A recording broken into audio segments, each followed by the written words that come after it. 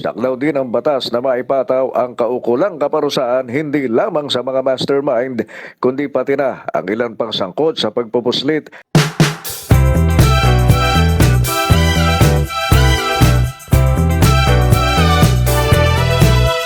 Sa detalye ng mga balita, maglalabas na ng murang bigas ang National Food Authority ngayong araw.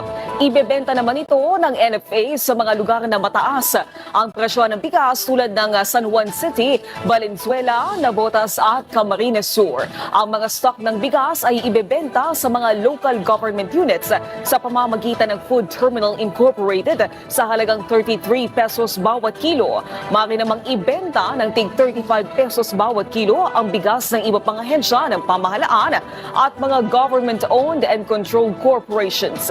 Target ng Department of Agriculture na magbenta ng 150,000 metric tons ng NFA rice sa loob ng 6 na buwan.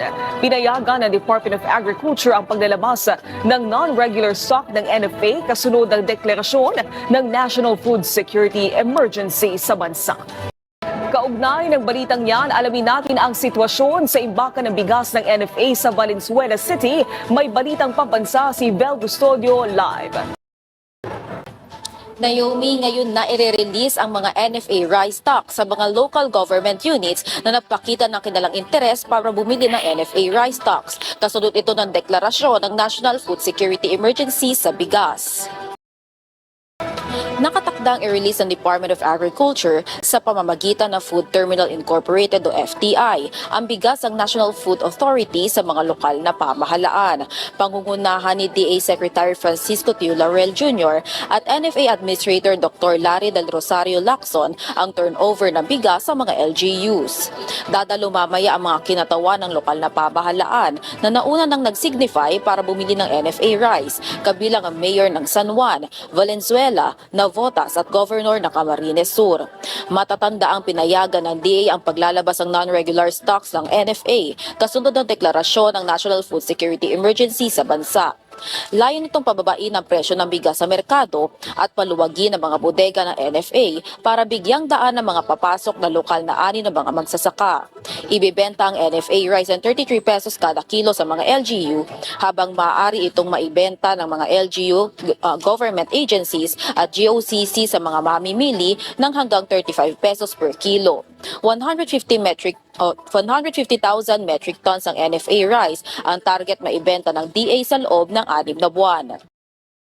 Sa ngayon, nakahanda na ang bodega o ang warehouse kung saan kunin ng NFA rice maya-maya lamang.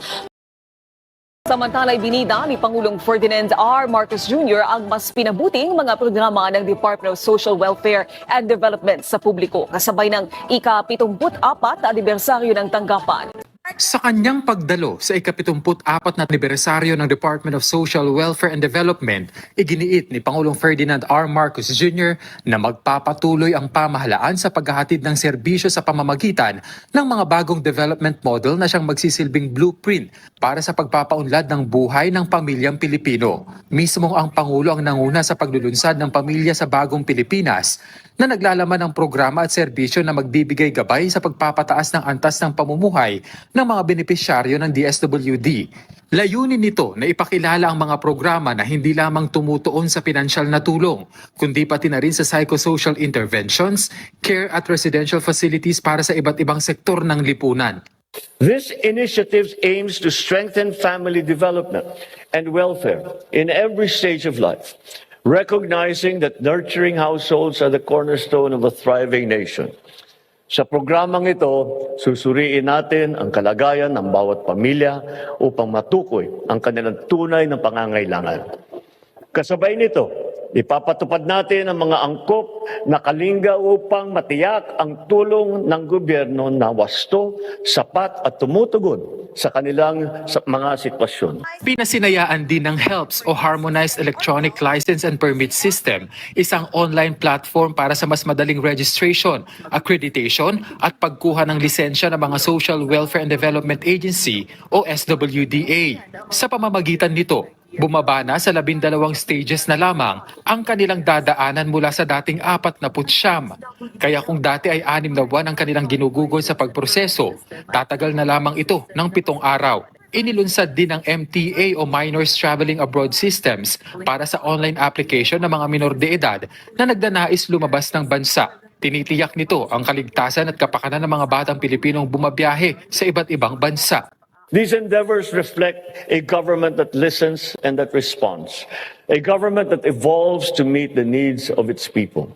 Kasabay ng mga makabagong hakbang na ito, hindi kinaligtaan ng punong ehekutibo ang mga napagtagumpayan ng DSWD sa mga nakalipas na taon. Partikular na pinuri ng Pangulo ang Pantawid Pamilyang Pilipino Program of 4 Ps kung saan ipinunto niya na noong nakaraang taon lamang umabot sa 4 na milyong household ang nabigyang tulong ng programa. Kinilala rin ng Presidente ang Sustainable Livelihood Program ng DSWD na aabot sa 270,000 household ang nabigyan ng tulong.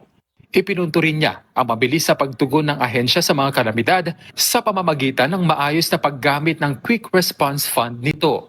You have provided not just assistance, but behind that assistance, you have also provided hope to families rising from hardship, to communities devastated by calamities, to individuals who need to feel that their government is there by their side, ready to assist. Your vision is simple and profound: to build a resilient, inclusive society where no one is left behind. Time and again, we have seen how that vision translates into action, whether in the swift distribution of aid after a typhoon, the consistent support for struggling families, or the enduring commitment to sectors often overlooked by society. Muli namang binigyang diin ng Pangulo ang kahalagahan ng tulong at suporta ng mga Pilipino para maayos na maipatupad ang mga programa ng pamahalaan na ang tanging layunin ay mapabuti ang antas ng pamumuhay ng bawat Pilipino. Pangulong Ferdinand R. Marcos Jr. pinulong ang implementing agencies ng Anti-Agricultural Economic Sabotage Act. Pagpapaigting sa kampanya kontra smuggling tinalakay. Nagpatawag ng pulong si Pangulong Ferdinand R. Marcos Jr. sa Malacanang kung saan ay pinag-usapan ang patungkol sa smuggling. Sinasabing pulong ay kasama din sa napag-usapan ng pagsisikap ng pamahalaan na makontrol ang presyo partikular ng mga food products.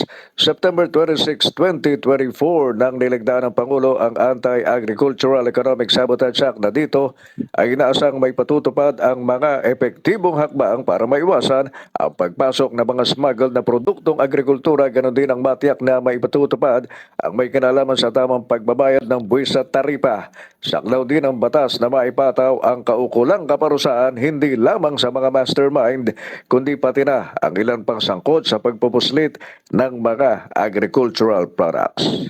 Let me be clear. This law does not just target the masterminds. It holds all accomplices accountable: financiers, brokers, employees, even transporters.